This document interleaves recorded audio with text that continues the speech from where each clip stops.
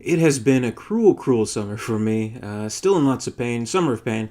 But if there's one accomplishment I've made, if there's one thing I can hold my head up high about, it's that during this time I've been able to catch up with Game of Thrones, which is a big deal for me because actually, if you go back to some videos on this channel, we're talking like 3 years ago now. Actually, the last time I watched Game of Thrones, I did a video about it. Uh, or the second last episode in that season, season 4, The Mountain and the Viper. Uh, I forget what I talked about specifically, but I'm like, oh, I can't wait for more. Meanwhile, no. Because for me personally, I mean, the show, it's so good and gets you involved in the characters so much that it really is devastating when terrible, terrible things happen. And the show is very well known for terrible things happening to characters that we come to like. But I needed a break from the show, so it got out of hand. I became so behind on the show. So during this summer, I marathoned season 5 and onwards to present to season 7. So in this video, needless to say, going to be spoilers for basically the whole show up to this point. Uh, it took very little in returning to the show to realize how great it was. Really, such a fantastic show, and I think even like season 5 may very well be my favorite season. And one of the reasons for that, well, even like 5 and 6, because one of the reasons for that is because we really get a good understanding of Cersei Lannister in this season, which I think she's kind of come to be one of the most interesting characters. And even though like she is, if we have to like pick and choose, other than the White Walker, White King, whatever, um, she's kind of been classified as the villain, but she's a complex character and an interesting one in my opinion. And of course, season 5, it opens with she's seeing this witch, right? And it's telling her this prophecy like, oh, you'll have 3 kids, but your husband will have 20 kids. And it's like, that doesn't make sense, and whatever. So starting from that point forward, I think if you're going to take a break from this series, I think ending season 4, beginning with season 5 might be the best way to do it, though I have bias, of course, because that kind of initially sets up everything that we've seen up to this point, where this prophecy from this witch is in the back of Cersei's mind, and she has to, do her best to maintain the Lannister legacy in the wake of her father's death at the hands of her brother, Mr. Tyrion Lannister, crossbowed Tywin on the toilet. He did not, in fact, shit gold. So that was a good ending to that season. And I felt, ending there, we got far enough. Maybe Tyrion got away, whatever. But moving forward, there's been a lot of great stuff. I mean, honestly, I can't really classify it all, go through it all. But what I really liked about season 5 and Cersei's story is that how she does use religious fanaticism for her own gain, but then gets caught up in the middle of it and suffers at the hands of it. And this whole arc, which lasts those 2 seasons, 5 and 6, I thought was just incredible, and it ended in such a great way. And of course, we have continually seeing Daenerys Targaryen's rise to power and the Unsullied army at her beck and call, and everything moving towards reclaiming the throne. Meanwhile, everything with Jon Snow, he's getting in trouble with the Night's Watch. He's making some decisions that people don't really care for. He gets killed, and in the worst, kept secret of the series, he's brought back to life by Melisandre, the witch. Who in that one scene, we see her like get naked, which she loves to do on this show. But then in like Stanley Kubrick's A Shining kind of moment, the mirror moves, and then we see she's really an old lady or something like that. Whatever. But that was another interesting thing. We do see some vulnerability from Melisandre in these later few seasons, where she makes a terrible mistake at the Night's Watch. Stannis, of course, is there. He believes he's the rightful claimant to the throne. He's following her advice, her magic, and all that. And, I guess one day it gets really, really cold and they're out of firewood. And he's like, what are we going to do, Melisandre? He's like, well, how attached are you to your daughter? Do you like her rare or well done? So that happens too. And maybe something worth noting here is that during this point in the series, I guess season 6 and 7, it's kind of moved past the source material of the books. So originally, these seasons that we've seen so far follow George R.R. Martin's texts and stories. Now they do not. Whether or not they're like going completely in their own direction, or if like he gave them transcripts or just general notes to follow about where the characters are going to go, things like that, is unclear. But needless to say, there's been some criticism on the internet about it because now everyone else is flying blind, and everyone else is having their own opinions about where the series should go, and whether it met with their expectations of certain theories and speculations about what our characters' identities are, where our characters are going, things like that. We see the return of the Hound, which is a great character, and a little cameo by Ian McShane as well. Lots and lots of great stuff that I can't begin to name. But one of the interesting things about what we're seeing in these newer episodes is Arya's story, I think, which I don't know. It's in some ways it like clashes in a weird way. It has such a different mood and tone than the other ones. Like basically, Arya's joining this cult throughout this latter half of the series. The seven gods, or the gods with no names, or the horse with no names, or whatever, taking the faces of people and killing people, which it's interesting, but at the same time that like there's that other girl that beats her up and kind of runs around like the Terminator and tries to beat her up and stabs her, and she comes into her own, I think. And I think if we're gonna move into more season 7, I'll be talking about now, the greatest opening of this. Well, let's backtrack a little bit. Of course, the White Wedding. The Red Wedding. One of the most devastating moments of the entire series. We want vengeance for it so greatly, and we kind of think, okay, well, Joffrey getting poisoned, that kind of made up for it a little bit, but still there's Walder Frey, that old scraggly motherfucker. He needs to die, and Arya does it. Arya gets the best revenge possible, feeding his sons to him, and then killing his whole... Well, it kind of arches over, so part 1 of her revenge is end of season 6, part 2 of her revenge is season 7. And so, okay, the interesting thing about season 7 is we see Walder Frey, who just died in the last season, and you're wondering, okay, what's going on here? Is this a flashback? Because he seems a little bit nice. He's like, oh, welcome, gentlemen, a toast to you guys, blah, blah, I'm old. And we're like, okay, maybe this is to give us a little bit of interesting perspective on the character, where maybe he's not that miserable of an old cunt. Maybe there were times when he was nice, but no, it's actually Arya donning his face and poisoning all the men who contributed to the Red Wedding, which was a great opener. And then she walks away like a badass walking away from an explosion, you know what I mean? Such a great opening, and we get so many great set pieces here. Season 7 is, of course, a little bit shorter in terms of episode quantity, but they don't waste any time or anything like that. We have great set pieces like that mass murder at House Frey, and we get Euron Greyjoy, who's vying for the crown of the Greyjoys, and he's an interesting character. But we see this great scene where he's like swashbuckling, and like it's like a pirate movie, and like these embers are like flying at the screen. You're like, wow, this could be in 3D or something. That was a great set piece, and all the stuff with Dorne and fucking killing Cersei and Jaime's kid, and Jaime once again meeting up with Gwendolyn Christie, whatever her character's name is. I don't know. Gwendolyn Christie, Captain Phasma, Helen of Troy. I want to say no, that's not it. It's Brienne of Tarth. That's it.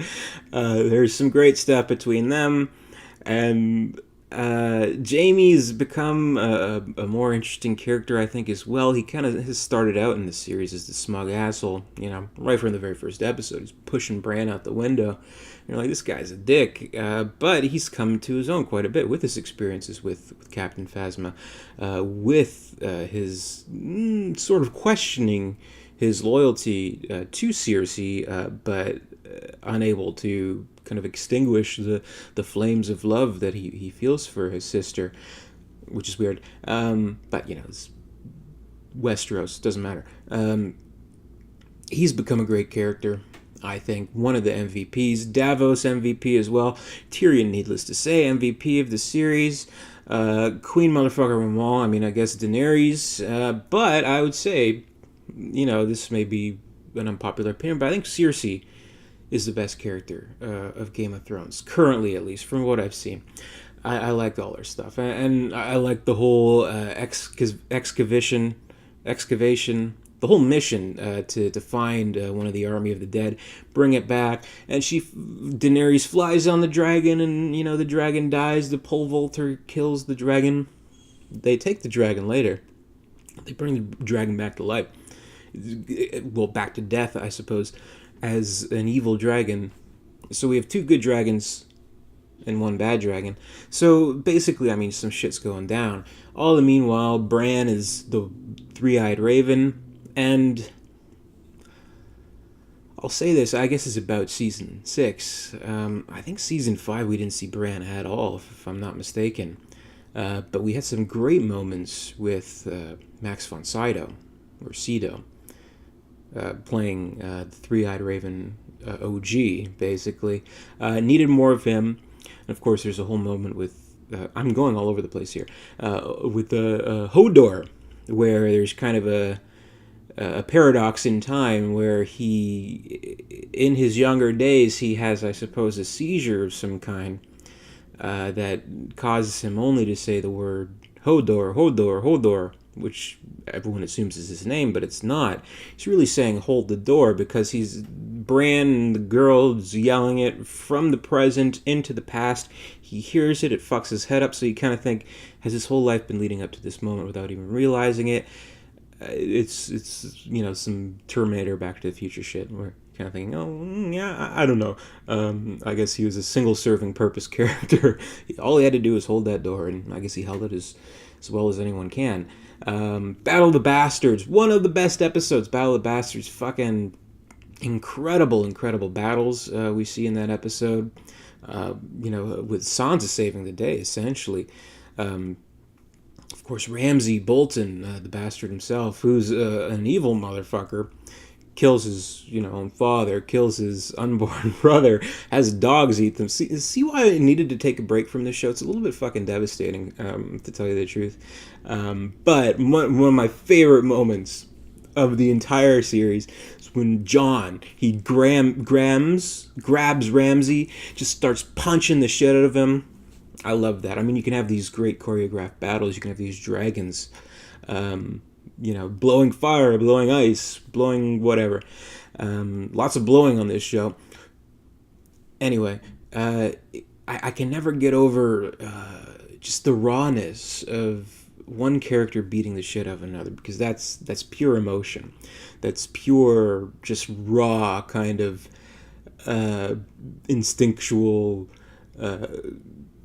action towards someone you want to bring harm to, which I think is a very powerful kind of scene. And of course, Sansa bringing him to the dungeon with his dogs. She puts on her Joker grin, let's see how let's see how loyal a hungry dog really is. And he's not. My dogs aren't going to hurt me. So yeah, it's great.